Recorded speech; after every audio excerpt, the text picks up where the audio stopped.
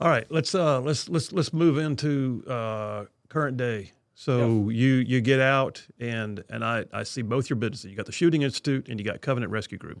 The Shooting Institute, I can look at it on paper and go, dude's got transferable skills. I mean, he comes off active duty to the teams, doing the things he did, and now he's training other people to do the things that his hard skills translate into pretty easily on the civilian side.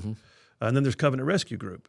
And you guys are doing an amazing amount of interdiction work and training law enforcement to interdict sexual offenders and traffickers and that kind of stuff. You talk about both of them, but I really too I want to get down to how did Covenant Rescue Group happen? Whose idea? Whose mission mindset was that one to say we're going to do something in that arena? It was probably my wife's more than anybody's, but the Shooting Institute started actually before I got out, and it's going through all this stuff. Me and a buddy of mine out of Indiana, Troy D. Hart, I mentioned him earlier. We started the Shooting Institute, and together, and he kind of ran it, and then the business became what it was when I got out. And the Lord blessed and grew. Did law enforcement training, then started doing DOD contracts, learned how to write DOD contracts, finished my MBA online kind of during that time frame, learned how to write contracts, met a bunch of people, met a guy named Ed Acosta out of UAB who helped me write contracts and obtain some of my first prime contracts to the government, did a lot of subcontracts to JSOC and for the enablers that were supporting Delta and SEALs, and then finally it got picked up for a few special forces units. It just continued to grow. Like, it wasn't just like, hey, we're doing some civilian classes. It went from a few civilian classes all the way into now I'm back and doing training for the SEAL teams. A buddy of mine from SEAL Team 4 hit me up the other day and said, hey, can you run a concealed carry course for us if we bring you up sometime middle of the summer, depending on what funding looks like.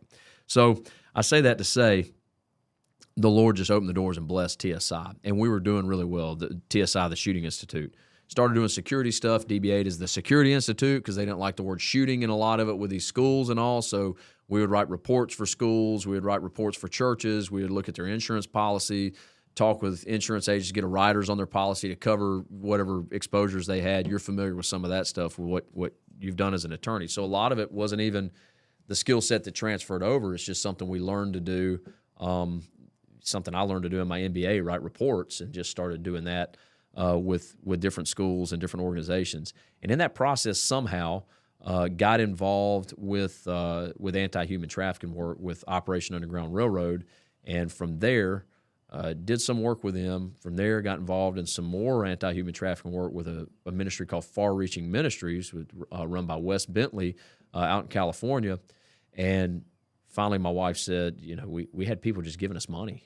I mean, like, literally, when I say I got guys writing us checks for $10,000, $15,000, $5,000, and I was like, what do I do with this money these guys do? I give them an invoice for it from TSI? So I took it to my CPA. He said, y'all need to start a nonprofit. Nonprofit, yeah. My wife's heart was for it. She says, if I'm going to let you leave to do anything, this is what I want you leaving to go do. Because I still had options to go back to the agency to do work with them, the DIA or the CIA, different opportunities that presented themselves. Went and interviewed for a job up in D.C., and they said, hey, if you're willing to move here, you've got the position to be a blue badger, I guess is what they call them. And my wife was adamantly against moving to the D.C. area. So we just kind of stayed the course on what we're doing. The Lord opened the doors and said, if you're going to leave, if you're going to do these deployments and stuff again or go to different places, I'm down for this. We had kids at the time. And so that's kind of what got us into starting the nonprofit. So both businesses still run concurrently? Oh, they still run? Yes, sir, they do. They still run concurrently, yeah. And do they compete with each other on a regular basis? No, not at all, because, CRG was born out of TSI. Okay. Because we had to use TSI to fund it and do a lot of the work. Now CRG could probably run on its own, but the for-profit company, we have a lot of licenses and a lot of stuff that CRG uses that CRG can't have. Does that make sense? Yeah. Still maintain my law enforcement credentials at the time, and then we somehow tapped into stateside work, and that's what we've been doing ever since. And that was because of COVID in 2020 arena. Covenant Rescue Group's just a strict 501c3 nonprofit. Doesn't cost the agency anything. We run on donations and grants and all that stuff, but primarily a donor base, a grassroots effort to make sure that law enforcement agencies get the training they need to impact, in particular, sex trafficking, even more particularly child exploitation. So that's what we do with Covenant Rescue Group. TSI is just a normal for-profit company. We do, firearms, CQB, all that. So if I go work for an agency for TSI, they got to write me a check. And that's kind of how we work. CRG, I mean, there's a murky subculture out there that bad things happen on a regular basis that a lot of the world doesn't even see. It runs under the table. Yeah. And you guys, and I know because you've been on my show a bunch of times, and you've also, I see you in press releases all the time. I can't tell you how many times I've picked up the paper, seen a sting happen in so-and-so county or so-and-so state, and CRG was in the middle of it. You guys actually train, but you also assist. Am I correct? Yeah. So it's you would be familiar with this. It's definitely a Green Beret type, model, or a Ground Branch type model, or something where you have a combat advisor overseas, and you might be working with the indigenous forces, and you're training them, teaching them what you want to do, and then you go hit a target with them. Well, you're very much involved. I'm still, strapped, got my heater and everything running in with the boys. It's just the boys are a bunch of, Yemenis guys, a bunch of Afghanis, a bunch of whoever they are, right? Afghan National Army, the commando mission, you have one operator, maybe two operators, and 10, good guy Mujahideen fighters, right? 10 Muj going in to take down this target. That's what we did.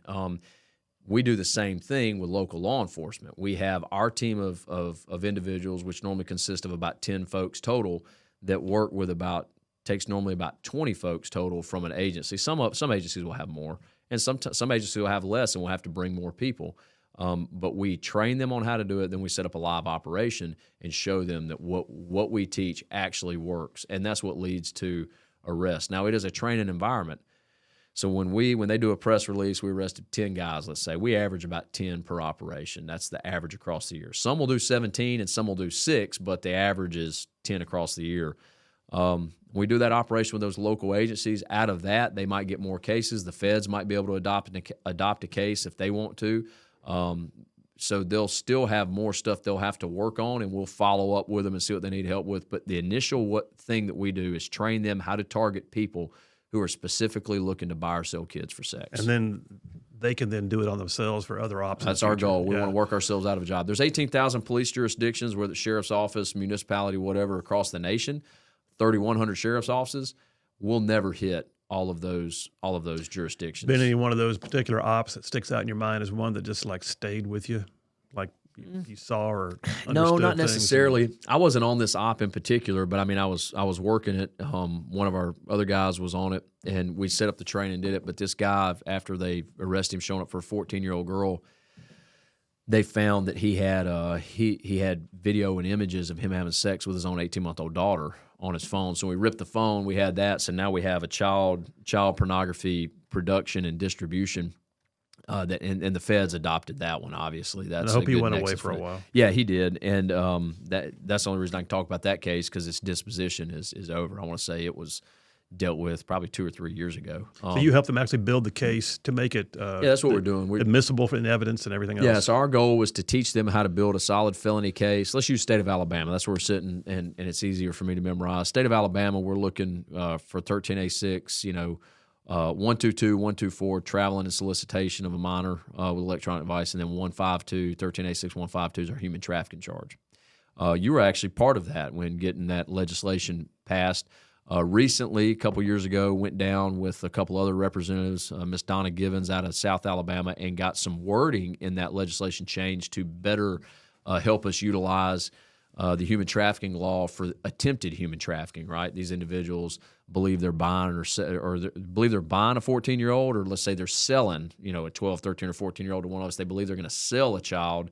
They're selling it to a law enforcement officer. We're able to roll those individuals on an attempted human trafficking now, because we just changed the wording a little bit. So we work on the legislative side I don't believe in adding laws. I don't think we need to add anything. We just need to, use what we got. You're familiar with that as a legislator.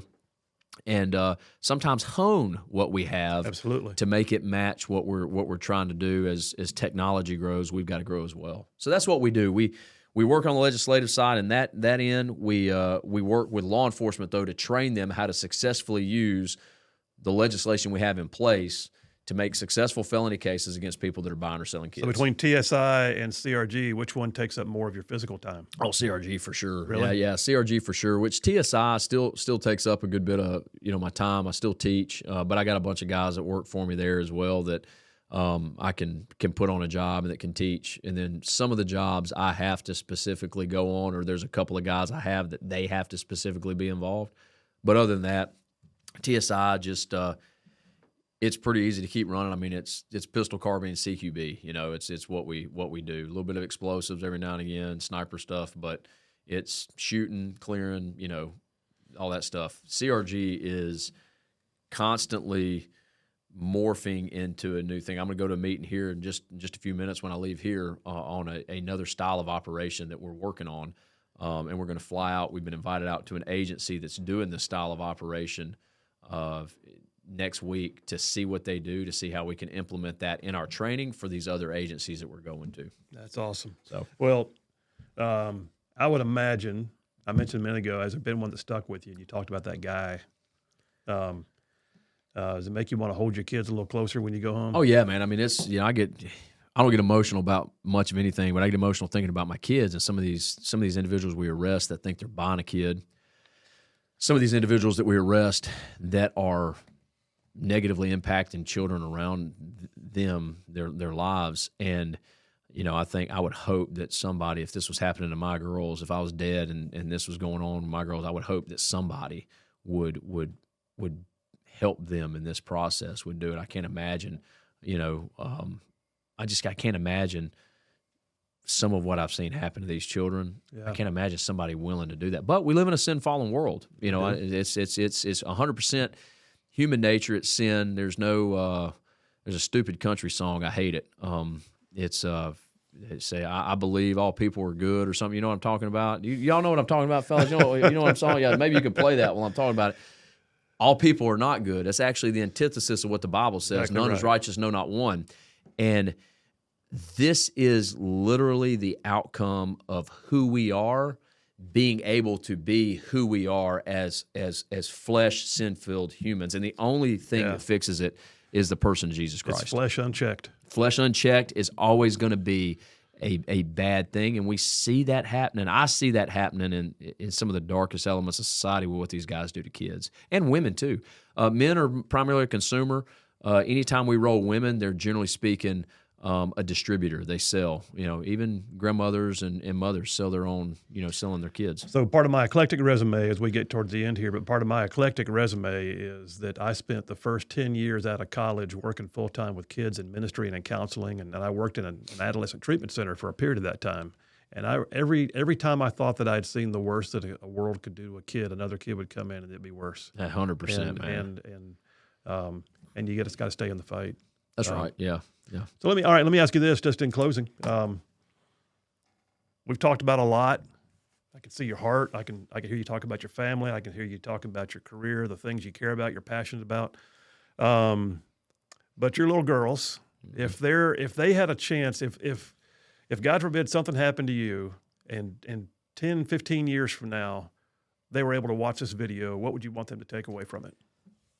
Dang, man, that's a heavy question. No, I mean, first and foremost, I want them to know that I love them, that anything that I do is in the person of Jesus Christ. That is the most important thing. If there's anything they can take away from their daddy, it's who you need to be in the person of Jesus.